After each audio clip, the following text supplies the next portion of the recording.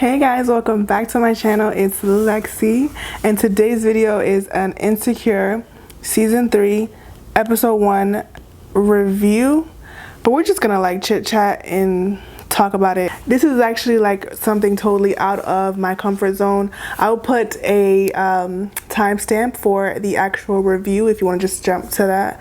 But my subscribers actually know that I never do TV show reviews. But a few of you guys had requested it and I thought it would be really fun. I know that I have never done a regular, like any of the last 2 season videos. So I wrote like a couple of notes just to recap how I'm feeling. I know we all have different sides.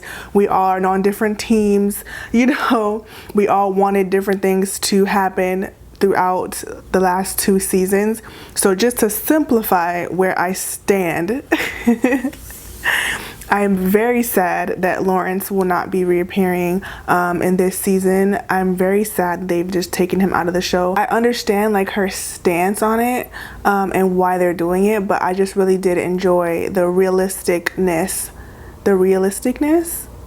how real Issa and Lawrence interactions were and how relatable it was. So I'm gonna miss, and I like Lawrence. Like, he was imperfect. Everyone on this freaking show is imperfect, like on borderline trash, but he was really enjoyable as a character, and I understood him. So I miss Lawrence.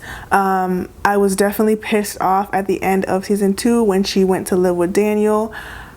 I like Daniel. I don't have no issue with Daniel, but like, what? And then Molly is a hot mess. Those are my 3 notes. And so let's get into season 3 episode 1 right now. Ooh, child. The opening scene with Daniel and his girl, or whomever she is to him, I knew that it wasn't Issa. I just felt like they made her seem like Issa with her thinness and her skin tone. They gave the whole vibe, but I knew it was somebody else. And then you see Issa like on the couch or whatever, and I'm gonna get into like the whole Issa living with Daniel thing in a second. Comment down below as I talk. Make this a dialogue, so it'll help me next time I do these videos weekly. Hopefully they'll be like, you know, on time and stuff. So I was really happy to see that she had a car. Obviously in the preview she had a car, and I was really happy because this whole like not having a car thing, just how Issa just kind of like basically ended up ass out in the street, you know, after her and Lawrence went their separate ways. It was really frustrating, and it was like really eye-opening. Like, I understand that, you know, a lot of people like they live with their partners and it's not cheap to live, like it's just, so I understand definitely just relying on someone else to help you get through life, and it's not a good feeling. We're gonna get into Issa at work. Do y'all think that Issa deserved to be penalized the way that she has been for the whole putting it under the rug with the school that she was working at? I feel like what she was doing was completely like ridiculous and immoral to bypass. It was definitely like, okay, this needs to be like nipped in the bud, to where the poor little white girl be trying to like just really please everyone, and I feel sorry for her ass. Oh my gosh. But yeah, let me know, do y'all think that she deserved to be demoted and just being treated like crap in the workplace? And when I seen Issa get into this Uber and she out here, or Lyft, and she out here driving Lyft, I said, Lord Jesus, can Issa look for a job? Can Issa look for a job? I don't understand. Like, is she being proactive here? Because this job is what you would literally call a dead-end job there. Unless she wants to get her boss's position, sis, at this point she's not gonna get it. And I understand like wanting to work somewhere that you feel you're making a difference, but I'm also of the mindset you have a college degree, and a lot of times trying to be humanitarian, trying to save the world, you just gonna end up where she is, ass out. I'm going to work every day, driving Lyft, sometimes part-time, and I don't have a place to call my own. It is stressful, okay? So the scene with Molly and Issa in the diner, I felt like that was literal friendship goals. Molly and Issa have a really good on-screen chemistry. It really feels like a real friendship, and I know that they are real friends in real life, but their on-screen chemistry is like unmatched. I absolutely, out of all the people on the show and all the, you know, bonds and friendships, theirs is literally the most realistic and the most enjoyable to watch. I absolutely love their banter and how their friendship is. It is actually goals. Like, I wish I had a friendship like that. To find out that Molly took the job with the black firm, ooh, I was so happy, because a lot of times people don't do that. You know, they're not gonna leave a comfortable job. They're not gonna leave a job that is secure, you know, to go somewhere that is not secure, that is not for sure. Although they were treating her like crap. The whole show within a show thing is one of my favorite, like, little quirks of this show, little like additions to the show. The last season, when they had that, I forgot what it's called, but the whole slave show was absolutely ridiculous. And this one is another one that's absolutely ridiculous. I think it's called Kevin. I just love that. I think it's super unique. Issa and Daniel. First of all, child, why did Issa move in with Daniel? I'll wait. Why did Issa move in with Daniel? I don't understand. I genuinely don't understand, but I do. She moved in there because it was easy. Because it was another way to just stomp all over this polo man's heart. Now, I know Daniel ain't no innocent little sheep, but I do think that he has been a victim in a lot of ways. I know that he maneuvered his way into her life. He knew she had a boyfriend, but she didn't play like she didn't want him. She didn't play the like, oh my God, stop role. She was very interested in Daniel, and she definitely played a huge part in, obviously, her and Lawrence's demise, but like how Daniel and her progressed over the past 2 seasons. And it's just been kind of like, I don't want to see her and Daniel even interacting. I would rather see Issa and Lawrence interact than Issa and Daniel. Issa and Daniel is just so awkward, and I get it, it's supposed to be awkward, but I'm just like, why you had to move in with old boy? And this man is the biggest pushover in the history of pushovers. This man, I'm gonna get into all that happened in the previous seasons, but it's like, now we're here. Like, now we're here. It's been so much craziness, and now we're here. You want to move in with me? You don't have no family. You have a best friend that has a huge place. You know, you can choose discomfort and be uncomfortable at Molly's house for a month versus being uncomfortable at Daniel's house for a month. No, because you want to be next to Daniel ass. You want to be right up under Daniel. You want to be right up under that chocolate zaddy. It was funny because, as usual in these shows, I think in real life, when someone plants the idea in your head, then you want to start asking questions. This is my knee. I'm sorry, I'm real comfortable right now on the couch, you know. The fact that, like, his sister, I think it's his sister, the character that's braiding her daughter's hair, she told him, like, why would she move in with you? Like, da da da da. And that's when he was, like, asking Issa, why did you move in here? Daniel, are you dumb? So you want to ask her why she moved in, and she said something because you was close to work. So I'm tired of Molly and Dro. I literally want Dro to die tragically in a car accident, possibly a slip and fall at work. I don't want to see, what's his job? What does he do for a living? I don't want to see Dro. Dro ain't even cute. Dro, I don't want to see Dro. I don't want to see Dro. I want Dro to disappear. I don't understand why. I understand why. And the Molly and Dro situation is, even though, like, I've never actually been in a situation like that, I definitely understand the idea of someone that is off limits or not in your best interest or literally hurting you, or you're literally causing yourself harm by interacting with that person. But you don't love yourself enough to step away from that person, and you have other options, but you're still choosing to deal with that person. That's Molly and Dro, and it's so trash. And he ain't even cute, and he act like he's like some, I don't want to see Dro. I don't want to see Dro on my screen no more. I really don't want to see Dro on my screen no more. So this episode, we found out, because I was thinking all last season that Candace didn't know about this. So now we find out that Dro was in fact being honest, and they do have an open marriage. Lord Jesus. Count me out. Okay? Count me out. Me can't bother with it. I don't want no parts. Listen. You better off. You better off.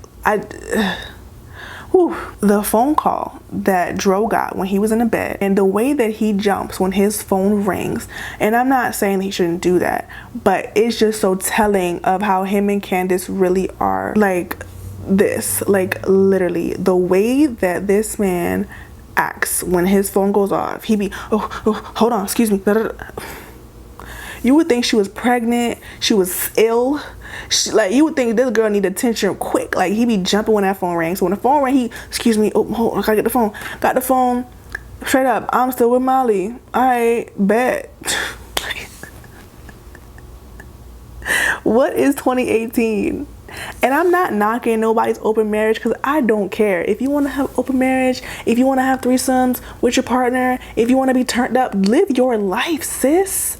But Molly don't belong in the mix. Molly ain't only about the sex. Molly is not there just for sex. And that's the problem. That's the only problem, that Molly is literally putting herself deeper and deeper into this shithole. And the fact that she really out here thinking that she could go ahead and cut off ties friendship wise, and cut off ties emotionally, and act like it's just this, that. Stop. And I think that as adults that are truthful with ourselves, we can admit that this relationship parallels things that we've all gone through, even if it's not the same exact scenario, because it's kind of pretty outlandish. But even if it's not the same scenario, just the idea of like, I know I shouldn't be doing this, not because of you, but because of me. You know what I mean? That I'm so done with them. And Dro is so aggy. Oof, Dro is so aggravating. And Molly's so weak. She told old boy, we need to just cut it off. We need to act like we just here for sex. We're not going to be hanging out. We're not going to be talking. This man called her phone the next day talking about some, oh, how was your proposal? I'm done. Dro, go away. Call Candace. Call your mama, call your cousin. Don't call my phone. I told you don't call my phone. And people like Dro have a hard time relinquishing control, because from the start, Dro was in control, because Molly is weak. Point blank, period. Molly is weak, and Dro from the beginning has been in control. So because Molly told his ass, oh, you know, we need to da-da-da-da-da, he like in one ear and out the other, because Dro is in control, and Dro knows he's in control. Yeah, let's go out to get tacos. Can you just die or something? Like, they had to get rid of Lawrence, but not Dro. That's like on Power. They don't want to kill Dre, they want to kill Raina. Like, spoiler alert, that's an old spoiler, but still, I just don't. But Molly hair was cute, Issa hair was cute, all the black girl hairstyles was popping. Okay, I have a video on this hairstyle coming up in my next video, so just stay tuned for that. Before you ask me about it, it's gonna be a whole video. We back to Issa and Daniel. Issa, I don't understand why Issa loved to act like she don't want Daniel. We all know she loved Daniel. We all know she want Daniel, because Daniel's a good guy. You know, and obviously the whole Lawrence, her cheating on Lawrence with him, puts a damper on her and Daniel, and it would obviously make you think, okay, I can't be with this person, because look how messy everything is. You know, we don't want to engage in a messy situation. But Daniel is a good guy. He's not perfect, but he seems to really try to do right. He seems to really try to be open. And he seems to really try to just get an understanding of what's going on. And a lot of people don't do that. A lot of men don't do that. Okay, so he really is trying with her on a friendship level or a romantic sexual level from the jump. Like, well, from like, you know, when her and Lawrence broke up. He a little bit of a thirst bucket. He a little bit of a shark in the water, if you will. But I don't look at Issa as some like vulnerable thing to be taken advantage of. I think she's very aware of every choice that she's made. She hasn't been taken advantage of, in my opinion, at all. Let me know how you feel about that. The lift scene with Issa and Molly and the guy from How to Get Away with Murder and some other guy, I don't know who that is. It was hilarious. I was really happy to see that. I wish my city had some lit lifts, because everybody in Miami, no, there's no black litty lifts in Miami. The music was obviously fire. It's Insecure. It's never disappoints. I love the emphasis on black female rap. If you don't know, I love black female rap. So I was really happy. I'm always happy to hear black female rap and Insecure, and I probably hear it more there than anywhere else. So I really just can't stand Issa and Daniel's awkward interactions when she told him to let her know about when he's gonna have a guest in his house, when he's gonna be doing da da da da. Do you guys feel like he should be more respectful of her being in his home and not have women in his bed at night?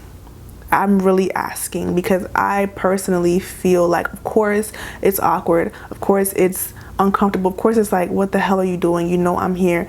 But at the same time, you're staying here for free. I'm doing you a favor. We're supposed to be friends because you want to be friends.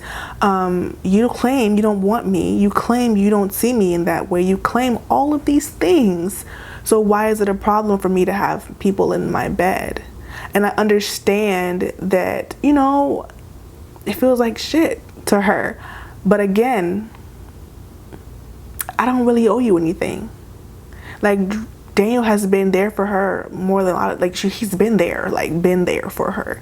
And she's continuously kind of abused Daniel in a lot of ways and used him. So that's why I was just like, man, let Daniel have his fun, because what he supposed to do? Be on the couch with you watching TV every night of his life, just twiddling his thumbs? I just don't blame Daniel for anything. I don't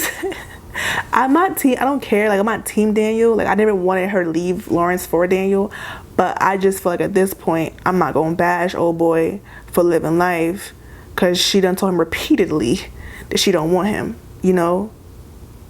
In this episode she told him it don't work like that, prior to her admitting finally that she was still had feelings for him. That moment I was like, she is so emotionally immature, the character, and has such a hard time just being honest about her feelings. She was the same way with Lauren. She's the same way with Daniel, and I can relate to that as well. I'm sure a lot of us can, just having a hard time expressing our truest feelings.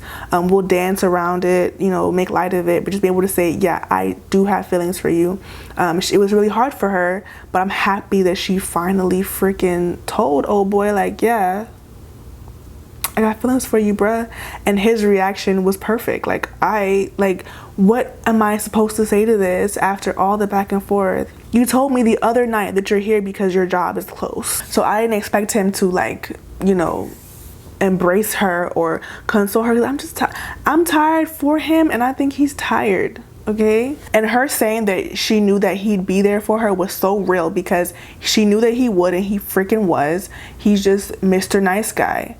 And they've turned this, like, guy that seduced her and turned her from her man into this, like, nice guy, which has really been an interesting flip of events. I'm almost done here, guys. Stay with me. If you're still here, I rock with you, okay? When Dro let his old 7-foot tall, annoying ass into Molly's house, sir, I told you whatever 48 hours ago, however long ago, that I wanted to just be, you know. So why are you opening my door, letting yourself into my home? Ugh. He is so extra, like I really can't do.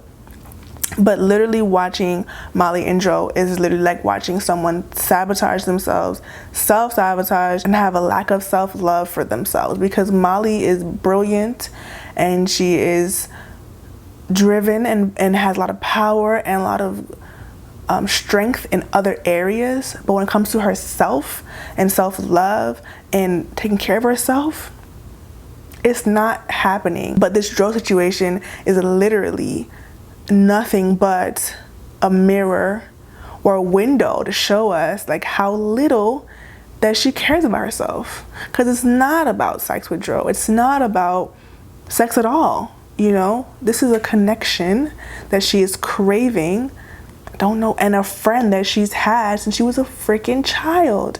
How can you expect that to be just sex, Molly? How? So when her and Dro got into a little argument and Dro said, don't talk about what me and my wife do, he put some bass. He put a little bass in his voice. I said, okay, Dro, calm down. We know you love Candace. We know, bro. Okay, you really love this woman. Like, go find Candace once again. Like, Dro, don't get bassy with me. You know, he wanna act up. And then he's like, I think I should go. And she was like, I think you should. And he looked like he was shocked. Bye. You better call Candace. Like, this is my thing. Like, I would literally I completely understand Molly's feelings the entire time when the phone rings and it's Candace and he jumps around. It's uncomfortable. I think it's worse than being the side chick, because this situation is like everyone knows. Like his wife and him, like it's all understood that you're the side chick, but you're just like an extra person. Like it's just so awkward. And the fact that she knows Candace. So when Daniel had to leave his house that he pays the bills at, his house that he live in, that he paid for, his house. When he left his house to go on a date and go, do his little thing. And left Issa in his house. I don't like that. I don't like it. I don't like it at all. It put a really bad taste in my mouth. Like, he treat this woman. I understand that she told him she was feeling emotional about his choices, and then she was, just in her feelings a little bit. Shout out to Drizzy Drake. But I just, Daniel strikes me as just a genuine human. Not perfect, not, without flaw, but just a genuine human that, okay, you got a problem with this, I'm accommodating you, let me just skedaddle. It's like, no.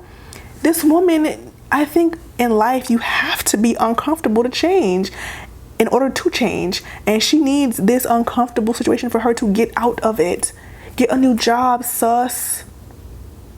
Like, figure it out. Like, I just, I didn't like that. And the last scene, I think it was, of her getting up to go drive Lyft because they had a bonus or whatever. It was the perfect imagery, if you will, of how we just fail to deal with our demons, as opposed to sitting and dealing with the pain, which we all can. I would assume in reality she would still have some pain from her and Lawrence, the pain of her and Daniel, the pain of her life being in complete shambles, just dealing with those things, and God knows what else, because if you're thinking about reality here, as opposed to sitting with that, she just chose to up and go drive Lyft.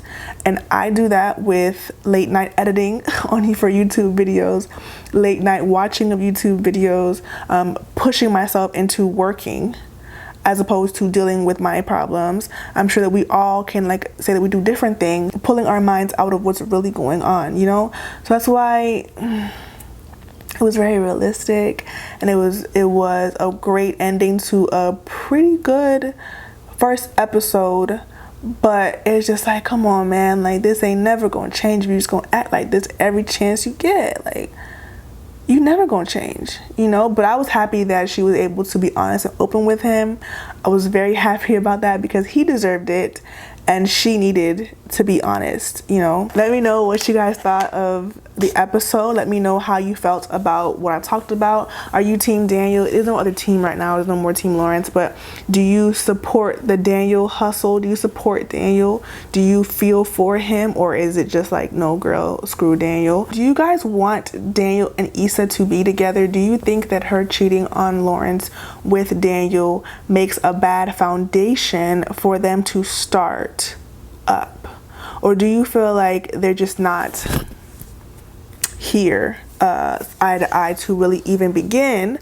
Or do you feel like her jumping into something with Daniel would be another crutch because her life is in shambles and she needs to get it together? And I think a lot of times people jump into dating people and, you know, being in someone's face all the time and making that person your priority, that you're not working on your life that's in shambles. You're just working on being with that person. I think that that could happen with Issa and Daniel. She'll live with him. She'll continue to make shitty money. She'll continue to just be comfortable.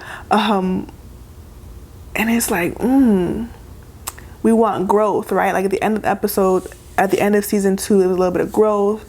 We saw Issa and Lawrence really close things off in a really mature manner. Girl, I boo-hoo cried, okay? But now I need the growth to continue. I really don't need Issa and Daniel to start being boyfriend and girlfriend and acting like her life isn't in shambles, or like their relationship isn't gonna have like mad complications. But we'll see how this plays out. Let me know what you think. Do you guys like these insecure rundown review things? Let me know down below as well, because I'll keep doing them every single week. You guys asked me to do them, so hopefully you guys watch and engage. Give me a thumbs up, subscribe if it's your first time seeing me, and let me know any other video ideas. Since my hair is in braids right now, there won't be a lot of like hair videos for a little minute. So yeah, let's get it popping with other content, with non-natural hair product review style content. We're just gonna get into like some grown woman content. I like that. I like being able to post stuff like this. Okay, love you guys. Bye.